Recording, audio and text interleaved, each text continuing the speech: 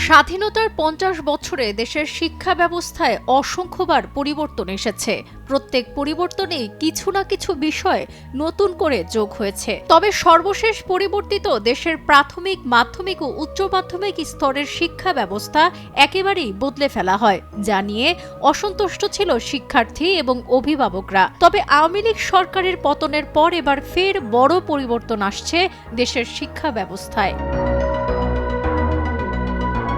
সম্প্রতি অভিভাবকদের দাবির মুখে নতুন কারিকুলাম বাতিলের উদ্যোগ নিয়েছে অন্তর্বর্তী সরকার। আগামী শিক্ষাবর্ষ থেকে সৃজনশীল কারিকুলামে ফিরছে দেশের শিক্ষা ব্যবস্থা। এতে প্রাথমিক ও মাধ্যমিকের ৭ শ্রেণীর শিক্ষার্থীদের এই কারিকুলামের পাঠ্য বই দেয়া হবে, আর প্রাথমিকের ৩ শ্রেণীর বই থাকবে চলতি শিক্ষাবর্ষের নতুন শিক্ষাক্রমের আদলে।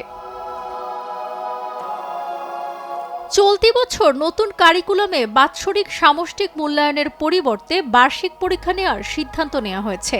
এতে ৭০ নম্বরে লিখিত পরীক্ষা অনুষ্ঠিত হবে। শিক্ষণকালীন মূল্যায়ন থাকবে ৩০ নম্বরের। বুধবার এই দুই কারিকুলামের সমন্বয়ে ডিসেম্বরে ৬ষ্ঠ থেকে নবম শ্রেণীর শিক্ষার্থীদের বার্ষিক পরীক্ষার প্রশ্ন কাঠামো ও সিলেবাসের একটি নির্দেশিকা প্রকাশ করেছে জাতীয় শিক্ষাক্রম ও পাঠ্যপুস্তক বোর্ড। এনসিটিবি বলছে, আগামী শিক্ষাবর্ষের ২০১২ সালের সৃজনশীল কারিকুলামের পাঠ্য বইয়ের পরিমার্জন ও সংশোধন করা হচ্ছে। অনেক পরিচ্ছেদ বাদ পড়ছে, আবার অনেক কিছু সংযোজন হচ্ছে। এতে বইয়ের ব্যাপক পরিবর্তন আসতে পারে। এছাড়া নবম শ্রেণীতে বিভাগ বিভাজন আলোকে পাঠ্য বই শিক্ষার্থীদের তৈরি করা হচ্ছে।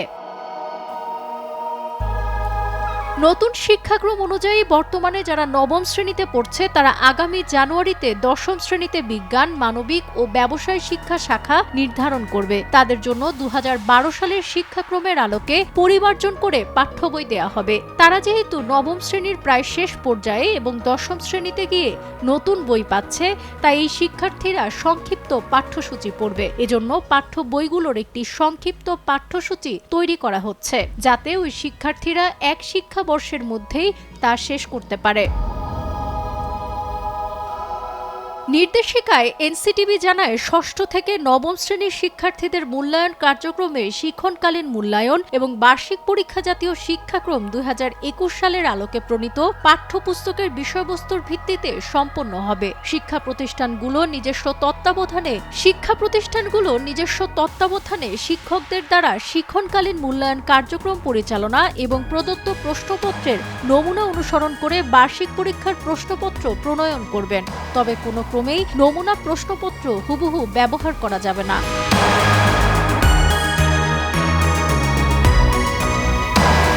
সাবরিনা কাজী, কালের কণ্ঠ।